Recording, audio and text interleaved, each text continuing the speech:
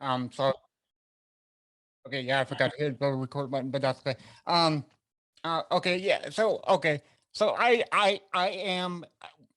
have depression. I've been medically sought for it. I guess that's a word. I have clinically depression, but I just got off my medication about a few months ago, right? So that's good news for me. Good for you. Yeah, thank you. What did they have you on? Um, they had me on citalopram. I don't know if you heard of that. Yeah, I Haven't guess. heard of that.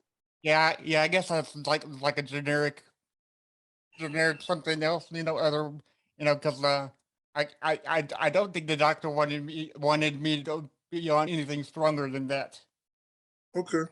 Well, it's good you got, and I think too, it's important to talk about there are times when, we're going through the lowest of the lows, and sometimes, having good doctors and medicine help us temporarily get through that, are very, are helpful. I think sometimes the line gets crossed where I think sometimes we can use medication to mask the problem. I think we still have to do a bit of work, like while we're on medication, to Right. kind of clear out the resentments or the fear, or just the old tapes. A lot of people, some of us come from abusive childhoods where we were told negative things about ourselves at an early age, and whether it was at home or at school, and then we are impressionable, so we believe them, and then those things want to getting imprinted on us. And so through spiritual work and through psychology, I think those two things together can help us remove the damage done and start to look at ourselves in a different light, and then rebuild our relationship with us, Right. you know? Yeah. I think nowadays it's so hard to trust everything all at one time because everybody's all about themselves and not about others. And I- Hmm. and you have a song now called "Trust the Science," and I find that very uh opened, and we need to talk. We need to trust the science more often than just people telling us, "Hey, this doesn't work. This works." And I think that's very awesome of you to get that message out there. And hey, we gotta trust the science. Well, actually, I think the song, I think actually the song's intended purpose is not around psychiatric medication or medications like that. The song is actually criticizing how the hospitals fired nurses and doctors who didn't want to Oh, get the vaccine. yeah, right. Yeah, Yeah. which is like, I find it hypocritical because these people, when COVID first happened, they were on the front lines, and they didn't know if they were all going to die. They didn't know if they were going to get sick or what was going to happen to them. And they showed up for work and took care of sick people every day, even if it was like, to their own detriment. And then, they were heroes on the front lines. And then 16 months later, they got fired if they didn't want to take, Yeah. the vaccine. And now, months later, we now know the vaccine didn't have high efficacy. Right. So it didn't work anyway. So unfortunately, a lot of people lost their jobs because they were right. They didn't trust it, and they were like, I that this is going to work, is going to be 100% effective, so I'm not going to risk it. And then they got fired. And I think that's unconstitutional. Yeah, and we need nurses more than ever now. Well, I mean, we always need the nurses, but I mean, how can you fire people who wants to help other people? Yeah, I don't understand it either. It's truly like a travesty here in America. So yeah, Yeah, I mean, and, they fired a lot in New York. They fired a lot of police officers. They fired EMT workers and firefighters, and right. it's just very unfortunate, and I hope all these people get justice. Yeah, yeah, that's a big thing nowadays. Um, Mhm. before we started this podcast with you, we talked about how I'm living in Columbia, South Carolina, and I got to go to other states to enjoy, some music. But the good news is like Cannibal Corpse is coming, and we're getting all these bands coming into South Carolina now, which is great. But Nice. but I did meet you one time before, and I know you probably don't remember me, but that's okay. But I Which I vaguely remember you, but I don't remember what yeah. city, what venue were we at? Okay. So let me pull up the hold on just a minute. I got the Oh, you got the I pic. got it. Yeah, man, I got your picture of me and you together, dude. All right, hold on. Right there. Can you see it? Yeah, that's oh my god, I'm wearing a Nemec hoodie. that That was a that's Fine Heresy tour? yes, that was Divine Heresy, man. That was like probably the best day of my life right there. Yeah. Dude, that was 2007. 7. 7. Yeah. Yes, sir. Yes, sir. Woo. We Uh, go way back. yeah, man. Man, you are you and I are going to be are like homeboys, you know. But Yeah, yeah, yeah, dude. But I, that's I why. I'll tell you why that was the best day of my life. You know, one of them is okay. So I have a walker with me, right? You know, I have to walk with a walker because I have CP, right? And that venue was so small, right? But it was super duper crowded, right? And Divine Heresy was playing. You were up just singing, and and I don't know how you saw me, but I was way back in the back sitting down, and you pointed to me and you said, "I see you, man," and that just like, oh my god, it's like like a schoolgirl crush kind of, but not really, you know what I'm saying? And so Yeah, man. you made my whole life that day, dude. So I want to honestly thank you for, just for recognizing somebody, you know. Yeah, man. Why? I'm glad, man. I'm glad. I remember. What was the name of the venue? God, it was so long ago. It was in Spartanburg. It was Ground Zero. Ground Zero. That's right. Yeah, Yeah, and it was with Shadows Fall and Static X, right? yeah, Yeah, exactly. and Yeah. and 3 Inches of Blood played too. I don't think they made that tour. I think I think they weren't on that day. But I remember Yeah, Static, and I they remember, they they yeah, only played shows with us. Yeah, yeah. But they yeah, were on in different cities. Like, yeah, yeah. dude, that's so wild, man. That's old school. Well, And, that's awesome, man. It's yeah. good to see you again. A Yeah, while. all right. It's been a minute, but we're here now. So I also want to talk to you about so you're a wrestling fan, correct? Yeah, I'm an old school wrestling fan. Yeah, Yeah, because nowadays it just sucks, and I don't know how they can bring it back. You know, but I think everybody wants to bring back the attitude era, but they can't because nowadays, it's, like I said, it's all about me. You know, um, yeah. but I didn't notice, but you did the theme song for Baron Corbin called "End of Days." Yes, I did. The End of Days was I actually got to work with Jim Johnston, who's written tons and tons of WWE songs. I was the last song that he ever collaborated on for WWE in his career. We did together Yeah, because I was going before. to ask you, did you work with him or did you work with Steve O's? Because they're taking over the reins of the theme music now. But I okay. So like did Baron or like did WWE get with you? I mean, call you up and say, hey, we want this Yeah, song we got for you. well, Baron is a friend of mine, and we've known each other for before he was in WWE. And I actually happened to be at the Staples Center to see Monday Night Raw, I think it was, and my buddy is friends with Sasha Banks. So in Yeah. 2017, we got like floor seats to go see this, and I didn't know that Baron was wrestling, and he came out, and I saw him, and then he came up and he saw me, kind of the way that I saw you, and he Yeah. jumped out and grabbed me by the wrist and put my hands up, and the whole crowd went crazy, Oh and I no. was Jumbotron, and then he went in the ring and he fought his match, and then they sent security and they came out and escorted us backstage, and we got to meet everybody, and it was super dope. Nice.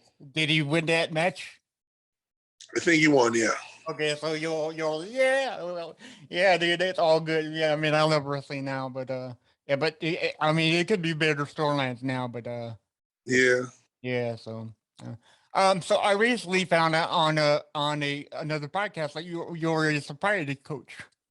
From Yeah. you, I, I was a sober coach for about 6 years. I haven't been working actively because of my career took off, obviously. So I've been busy like making music and stuff. But yeah, I ran a rehab in Santa Monica in 2015 and 16. And I also sober coached several celebrities in LA while I was out there helping them get through their first 30 to 60 days of recovery without relapsing. It's also how I came to work for Five Finger Death Punch in 2017. So, going back to when you did your sobriety coaching, could you tell us what a session with you is like? I mean, like how like was there any ways better for that client to get out of the Well, 30 to 60 days? yeah. Well, basically, it's almost like a Big Brother program where what my clients commit to, I live with them. So I'm a 24/7 caregiver. So I've had musicians who I go on tour with, or actors who I go on set with. I've had athletes who I have to go to practice and stuff. And basically my job is to be around if they get triggered or feel like they're going to relapse. We can immediately do, therapeutic session work and talk therapy. Sometimes it's meditation. Sometimes we'll be like, all right, let's go to the gym, or, there's just all different kinds of techniques that I would use to kind of switch their mindset when they were feeling like they would relapse, and maybe if they were by themselves they would, and so it's very gratifying work. It's tiring because you're with another person constantly for, and that's why I work in 30 to 60 day volumes, like 1 or 2 months with somebody all the time, all day every day, Yeah, you know it's a lot, it is. Yeah. you know but I haven't lost the guy yet, so. Nice. Yeah, because I find it more and like it's always good when you have somebody else looking out for you, because Yeah, your mind plays tricks on your brain big time, like absolutely. like yeah. So anytime you can do something for anybody else is great, Um, so you, you had a rough time growing up, and like in gangs, I figured it out that I found out that you were in, and you came home and took a look at the poster of a musician on your wall, and you're like, I want to do that. Do you remember which musician or band that poster was that you looked at and you said, "Hmm, Yeah, it was actually Lynn Straight from Snot, and I wound up singing for them, right, 10 years later, almost 11 years later. So the universe manifests weird things, when we yeah, work for it. yeah." So I I was on Wikipedia, and I don't think I correct me if I'm wrong, but Snot never released the album with you on it. No, no, we did two demo songs. We did a song called Coulda, Shoulda, Woulda, and then we did a song called The Band Plays On. And we played those two songs live when we went on tour. We toured with Mudvayne in 2008, I want to say. Oh. Um, so you started doing music when you were 14 or so years old, correct? Yeah, yeah, I was a little guy. So what bands were you into in those teenager years? I mean, were you into like Strix- Stuff. Yeah, like I listen to a variety of different music. So I really was into Pantera, Fear Factory, Machine Head, um, local hardcore bands like Candiria, E Town Concrete, because those were the shows that were in our neighborhood. Hatebreed, when everyone was new. And then I liked alternative music. I loved Alice in Chains. I loved the Deftones, Fiona Apple, the Cranberries. And then on the hip hop side, I was a huge Busta Rhymes fan. Loved Biggie Smalls, Wu Tang. Just Cypress Hill. It was kind of all over the place. You know, I just like really loved music and absorbed all kinds of music. And I think around 97, I got a Meshuggah record from my friend Matt. And I was like, oh my God, what is this? You know? And so, you know, and just, I just was like, I just like to absorb, you know, loved Incubus. You know, the first Limp Bizkit record was super rad till everybody found out about them. And they were like, oh, you know, yeah. like cool. And then they were on TRL, like, but now they're cool again because it's been so long, you know. It's like a nostalgia thing to go see Limp Bizkit. Right. Right. But see, you probably heard of this their album Limp Bizkit Still Sucks. And I think that's great that they're making fun of themselves now, you know, after Yeah, all these years. So yeah, yeah, yeah. they're doing their thing. I mean, you gotta make fun of yourself sometimes. You know, everything can't be, you know. I do it all the time, my friend. I don't take it. You know, I say I take my job seriously, but not myself. There you go. That's the way it should be. Yes, sir. Yeah. Or you hit it on the nose. Okay. So I ask all my guests this, but since you mentioned two bands that I've always asked, um, would you rather listen to Deftones or Incubus right now? Deftones. Yes. Why? I think overall, Deftones have more songs that I love. I think, you know, I've gone to see Deftones voluntarily more than any other band. I've gotten to sing with the Deftones on stage, and in I think it was like 2016 or 15.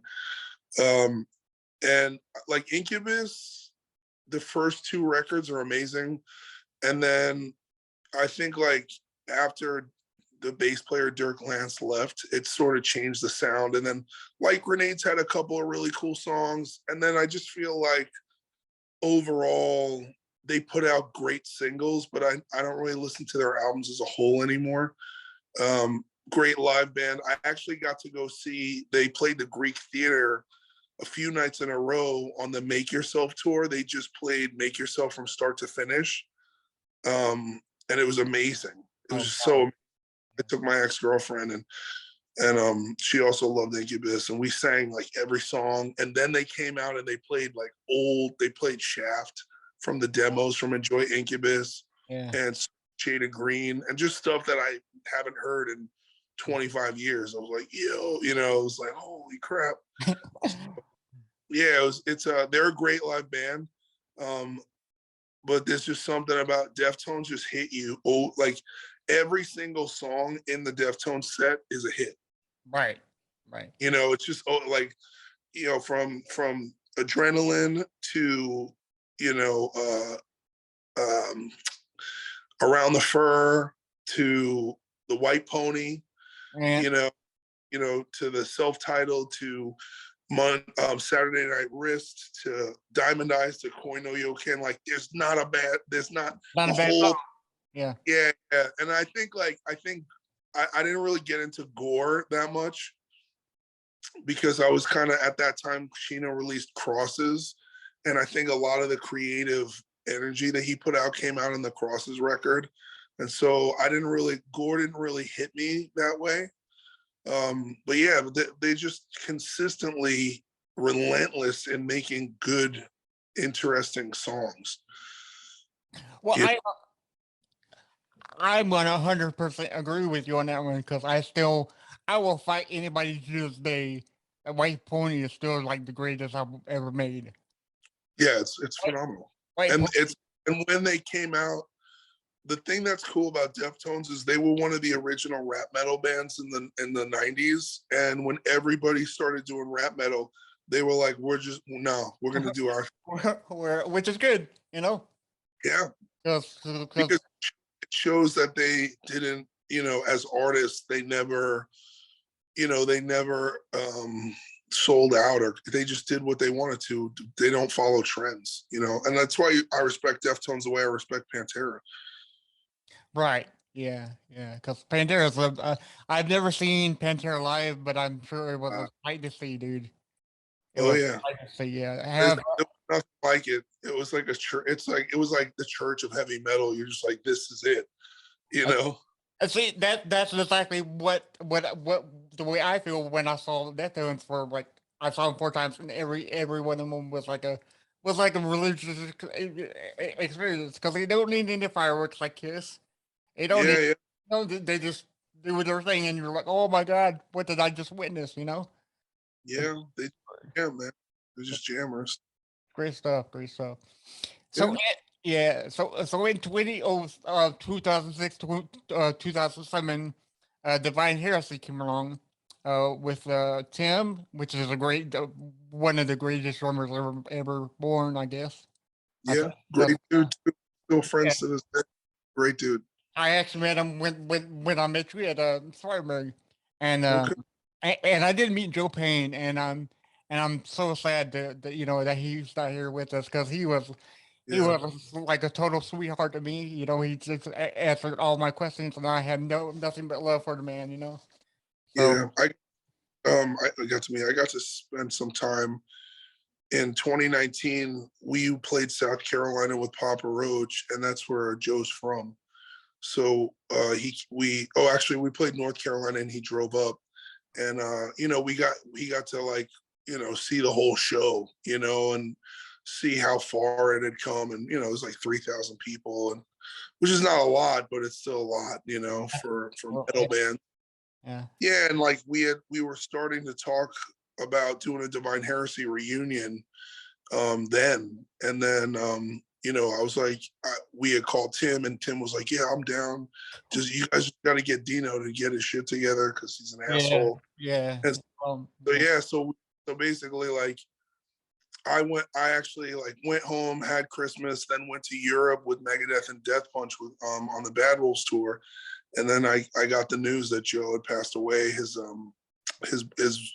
one of his friends had reached out to me and said that he was missing, and his brother wound up flying to his house, and they had found that he had actually overdosed. And yeah, it was just sad, man. Like the last video he sent me, he texted me of he was at a bar drunk singing "Zombie," smoking a cigarette, just in his Joe glory, just like yeah, being Joe. yeah. And I was like, oh, this guy, and he had some hard times, man, and he couldn't bounce back. He was a great soul and a really good, kind person. Yeah. Yeah, yeah, Yeah, he was one of the best, my most favorite people that I actually met, you know, face to face. So, yeah, yeah. so in Divine Heresy, did Tim, did Dino or like Tim ask you to join the band, or did you try to form this band with another member, or No, no. I auditioned to Dino was originally working with Nick Barker from Dimmu Borgir, and so a couple of the demos that were written for like "The Threat Is Real" and "Save Yourself," he sent me, and I recorded the audition tapes in New York and sent them back, and I got the job.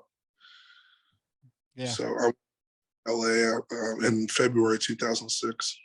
yeah, dude, I still listen to the song "Fail Creation" to this day. Oh, right on. So fucking great, dude. It's so great. Um, so you've been with bands that have signed with Lemon Seven, and Roadrunner Records and Century Media Records. Yep, Which company was the best to work with?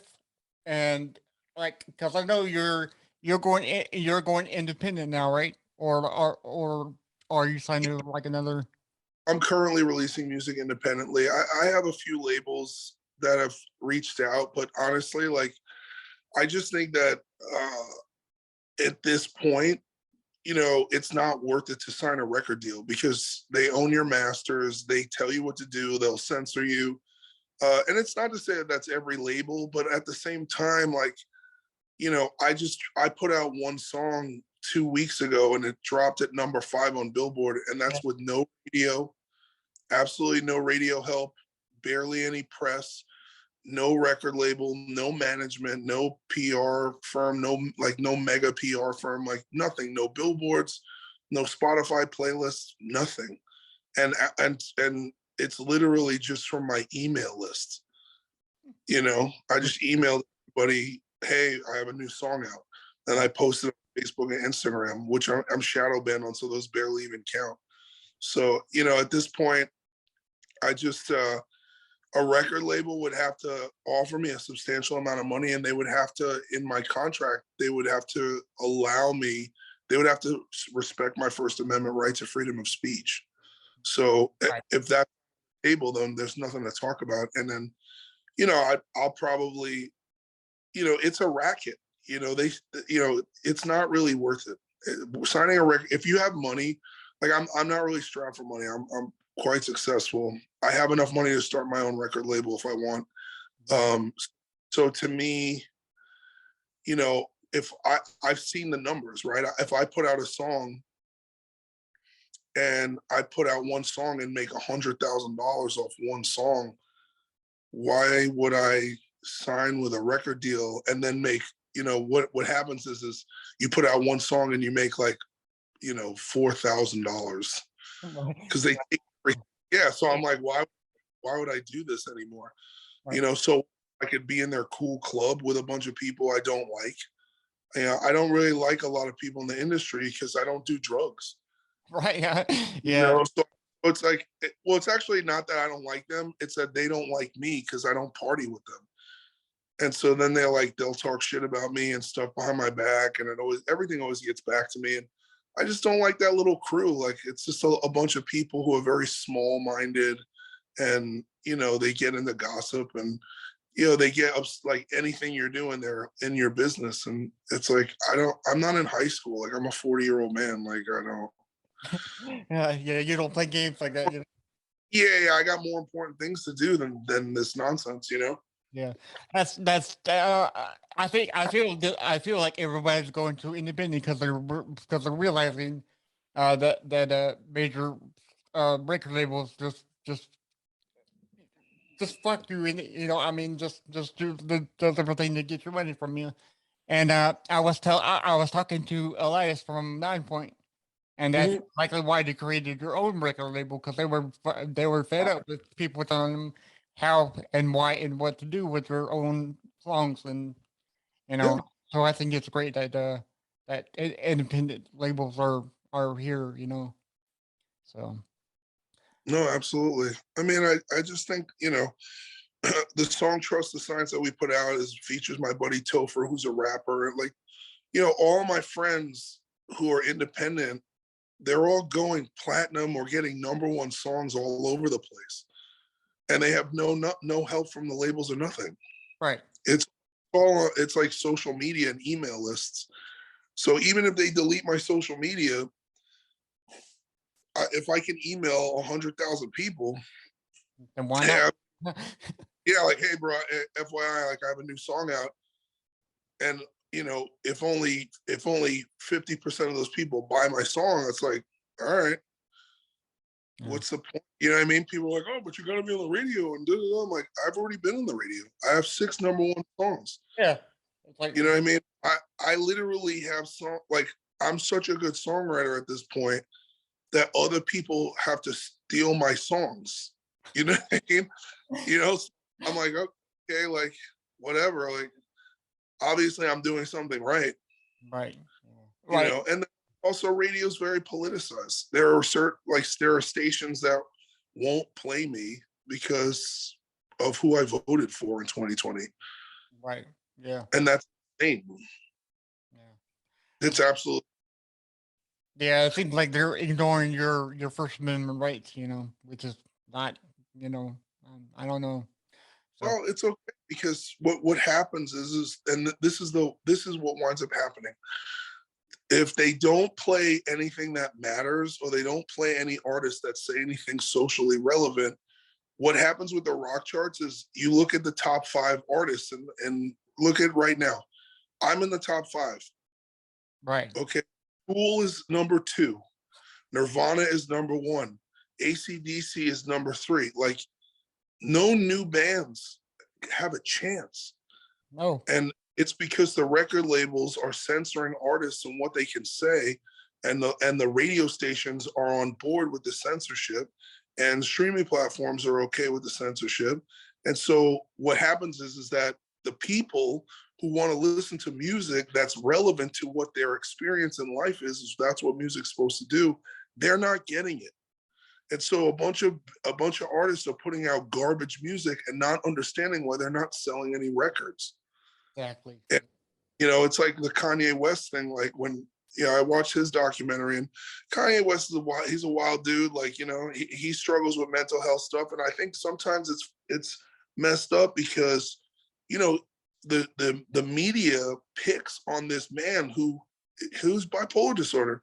You're abusing him, and he's already dealing with mental health issues, but it's acceptable to do when you're famous. Like imagine if you just abused a regular person who was bipolar. That would make you a piece of shit.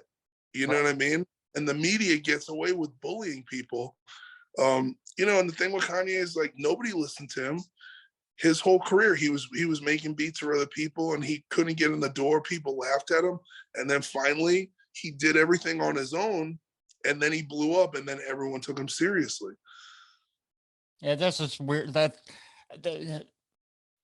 I guess when they realize that he can do something on his own, it's like, okay, well, what can he do for me now?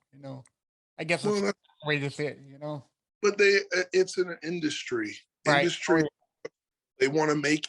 That's the problem with the music industry is it's like a factory.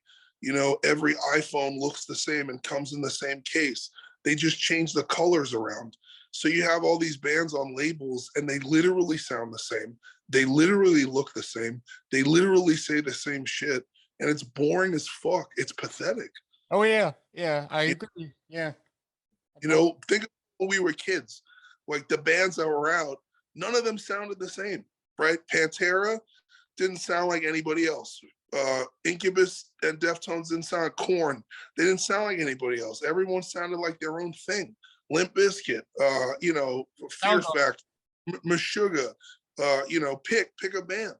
And then when the industry gets too involved, they try to make everyone sound the same because they want to replicate the success because they're not driven by art. They're driven by money, and it's disgusting.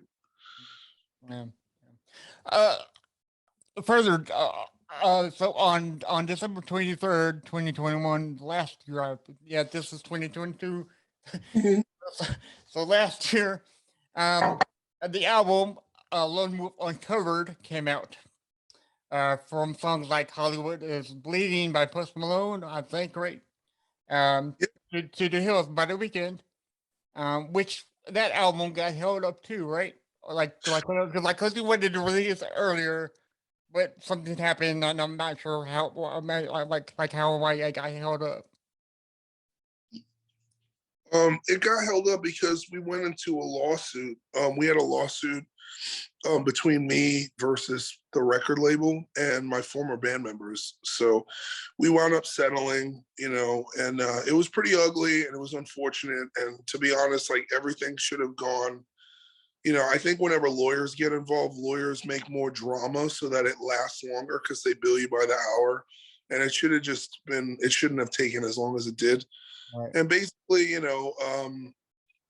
everything got released on Christmas Eve of last year, and I emailed everyone a free copy that donated to the GoFundMe, a free copy of the album, and then the cover album is only on a secured site for those people, right.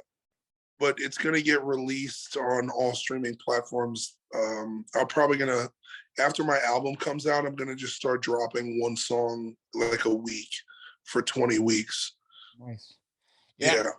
I was one of the ones that supported you too, so I got a free album, which is great. Because I will be straight up honest with you, that is a killer album, dude. Thanks, man. Yeah, it was fun. Yeah, it was a lot of experimenting on songs that I was like, I don't know if I could sing this, So I really tried to flex my vocals and get into a place where I could work in all these different genres. And I think the new record is definitely it definitely sounds the way that it does because I did all that work on all those other songs, learning how to get better. I was gonna ask you, did all of these songs mean something to you because different songs have different meanings to everybody. did you pick these songs because they meant something to you, or like, oh well, I want Yeah, to song. every single song had some kind of meaning. You know what I mean? They were relevant to a part of my life. You know, Yeah.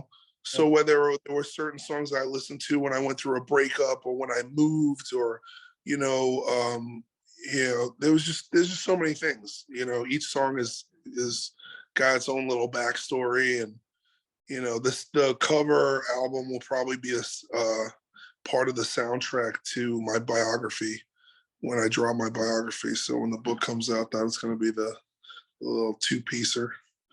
Nice. So I've been on your TikTok at Tommy is Vext for people who want to follow you.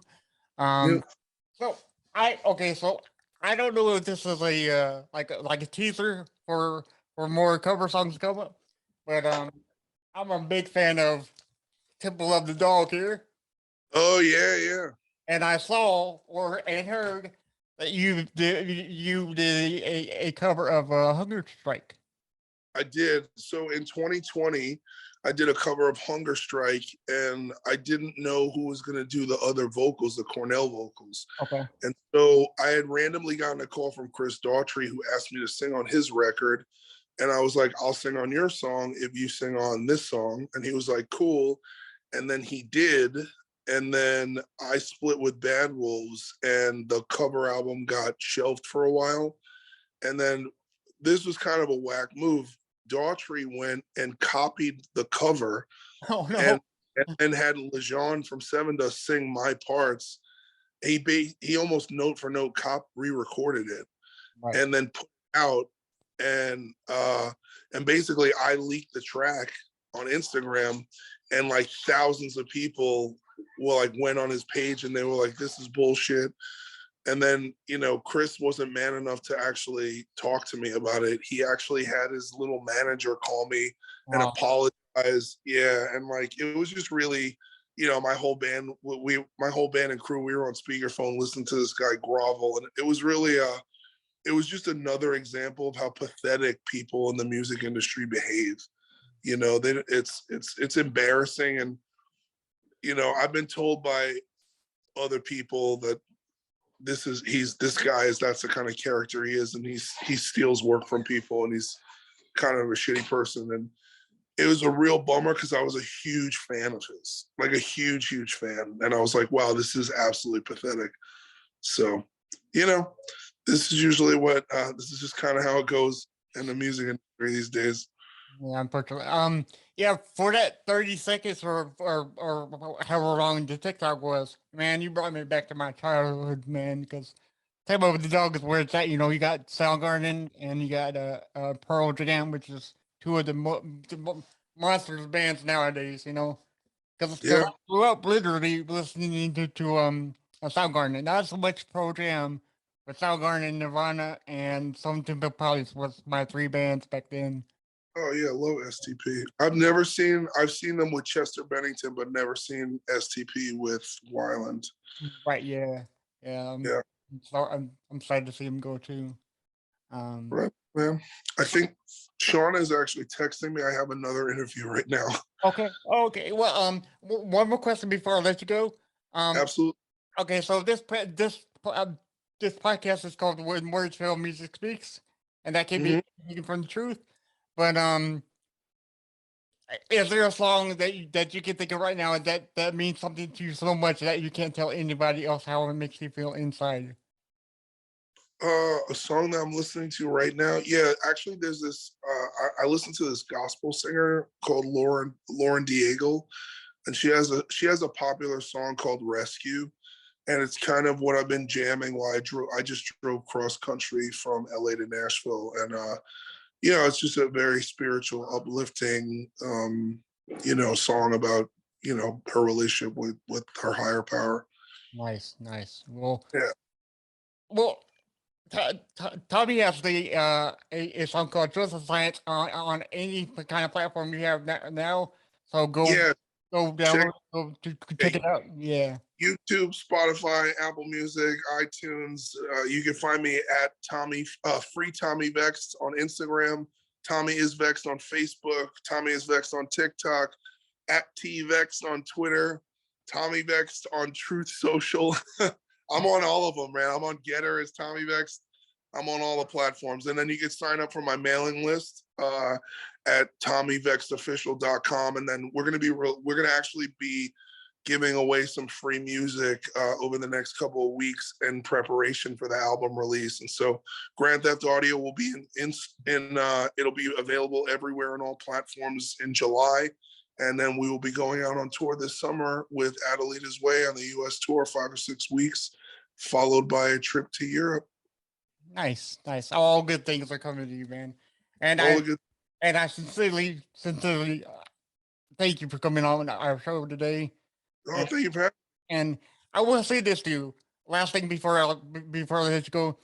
Anytime that you feel down, you could always text me or my IG, because I talked to you before, and you were truly one of the most down to earth people that I've ever talked to before, and for me, you're like a brother to me. So yeah.